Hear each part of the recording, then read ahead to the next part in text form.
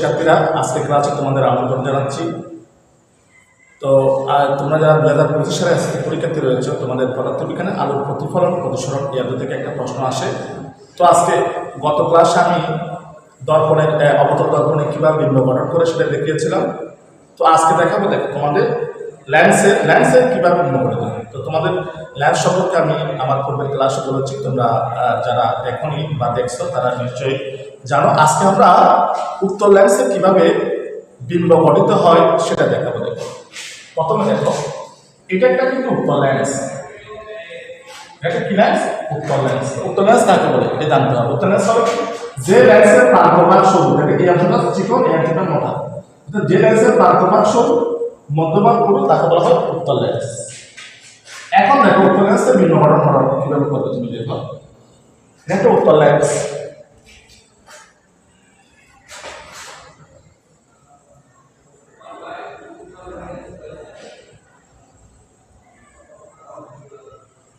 এটা কি উত্তল ল্যান্স। আর এই সিটা হলো কি আলোক কেন্দ্র বা বক্রতার কেন্দ্র। আর এটা দেখো, এই বক্রতার কেন্দ্র থেকে এতটুকু, এটা হলো প্রধান ফোকাস এক। আর এদিকে যদি প্রধান ফোকাস এক এখানে হয়, তাহলে এদিকে কতটুকু হবে? এটা হলো প্রধান ফোকাস। মনে করো এটা প্রধান ফোকাস এক। তাহলে এখন দেখো, তাহলে এই সি থেকে এতটুকু দূরত্ব কত? মনে আমি মাথা দিয়ে মেপে নিলাম এই এতটুকু, তাহলে ঠিক এতটুকু যদি আমি মেপে নিই, তাহলে এখানে পাচ্ছি দেখো, মানে সি থেকে এক যতটুকু এর দ্বিগুণ। একই রকম যদি আমি আরেকটু বাড়াই, মানে সি থেকে এক যতটুকু ঠিক ততটুকু করে কেটে নিই, তো এটা যদি এক হয়, এটা এক এর দ্বিগুণ হবে, তাহলে এটার নাম হয় কি? 2f।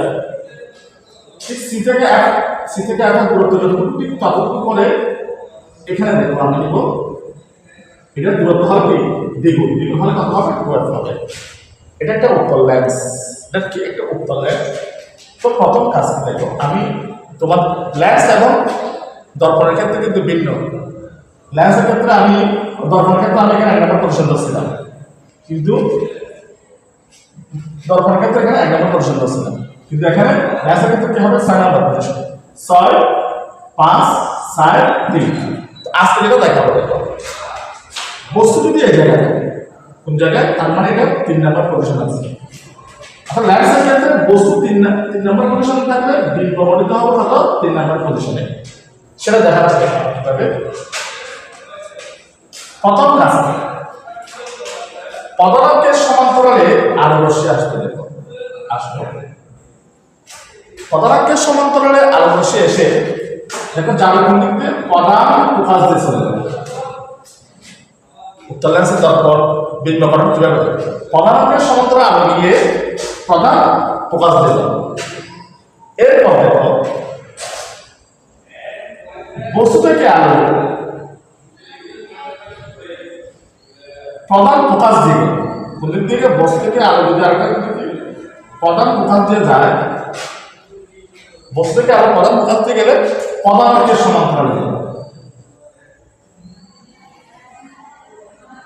এই পজিশনে যাবে। তাহলে এখন দেখো, এটা হলো আমার 3 নম্বর পজিশন, এটা হচ্ছে 6 নম্বর পজিশন ছিল, এটা 5, এটা 4, এটা 3 নম্বর পজিশন।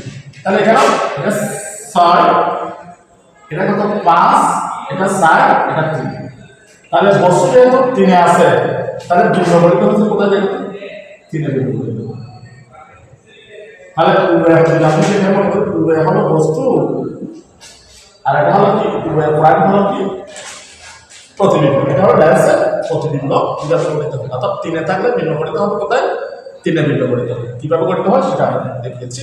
পরবর্তীতে তুমি 2 এ থাকলে, 4 এ থাকলে কিভাবে বিম্ব গঠিত হয় সেগুলো দেখাবো। তো আজকে এতটুকু, এই পর্যন্ত। ধন্যবাদ।